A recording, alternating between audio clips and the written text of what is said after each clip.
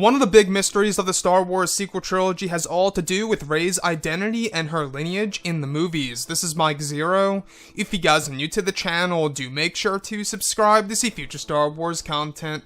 Now, we do know that J.J. Abrams is going to be giving Rey a very important lineage in this film, and more revelations will be coming our way for Rey's identity in Episode 9. Now, these past couple of weeks or so, we've been learning a whole lot more about this film when it comes to some of the set leaks, the set designs, the concept art and storyboard descriptions, etc. One of which gives us a huge hint as to Rey's real name in Star Wars Episode 9, and this all has to do with one of the sequences that involves a cave, specifically a description of Rey inside of a large cave with an ignited blue lightsaber. There are dozens of blue orbs floating around her and in the cave, illuminating the environment in a blue tone. The next goes over Rey walking closer into the cave, where many Jedi relics reside. The bottom of the description describes it as Qi'ra Rey enters the Cave of Dismay. Another goes over Rey climbing a set of stone steps that lead to a cinematic view of a lost city underground.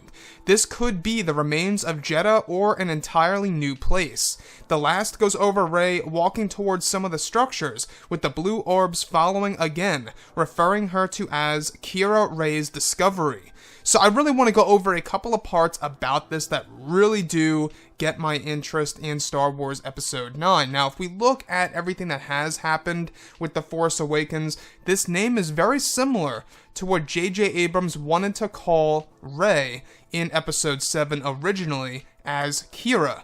Now, keep in mind, it's not spelt the same way as Qi'ra from Solo: A Star Wars Story. In Solo, it was spelled Q-U-I-R-A. And as for Rey's original name in The Force Awakens, that was K-I-R-A.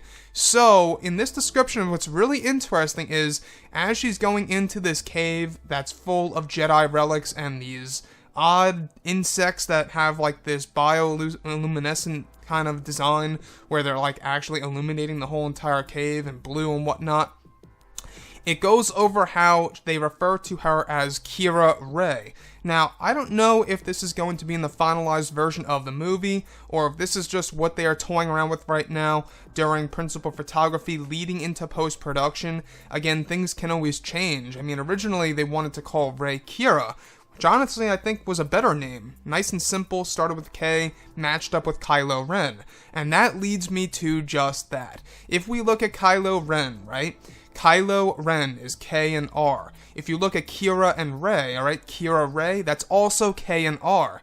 So, it's pretty ironic if you guys had to ask me. I feel like that J.J. Abrams and Chris Terrio have a big plan here, and if you really do think about it, are they really going to keep Rey as just Rey in Star Wars Episode 9 with no surname, or maybe revealing that Rey is indeed the surname? In this scenario, Rey would be the surname for the character, where the first name would actually be revealed for the very first time. So, what do I think about this? Do I think that this is a bad or a good idea by Disney and Lucasfilm if this does indeed get finalized in Episode 9? Now, as for marketing, alright, it could change, toys and whatnot, and her lightsaber may very well now be called Qi'ra's lightsaber or something around those lines. But realistically speaking, what I think that they're going to do is that they're going to reveal her real name in Episode 9, in which it very well could be this, the one that they are toying around with right now, and they're going to leave it at that. It's not going to be important to Rey as a character, it's not going to be important to the audience per se. She'll still be referred to simply as Rey, but her first true name will actually be Qi'ra. So it's kind of like, in this scenario, it's kind of like, imagine Luke just being referred to as Skywalker in the original trilogy, and then finally in the sequels, hypothetically, you find out that he's actually called Luke. What are you really going to call him at that point, right? You're going to call him Skywalker. So I think what's so great about this is that they're creating this different dynamic within the Star Wars universe, and I think that this would be a great plot twist. A great plot twist in Episode 9 would be, of course, having something to do with somebody's identity. Something that's truly exciting for sure. and how she could actually be connected to somebody like Obi-Wan Kenobi or some of the other major characters. Ironically, Obi-Wan Kenobi is another K there. But looking at everything here in episode 9, I am truly excited about where she is. I don't know where she is, if this is, of course, underneath the surface of the planet Jedha, many years after the Death Star destroyed the city.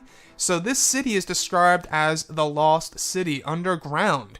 The cave was basically the entrance, and it eventually led to the Lost City. It somewhat reminds me of something from the movies Tomb Raider. I haven't seen those films in years. The ones with Angelina Jolie. It somewhat reminds me of that.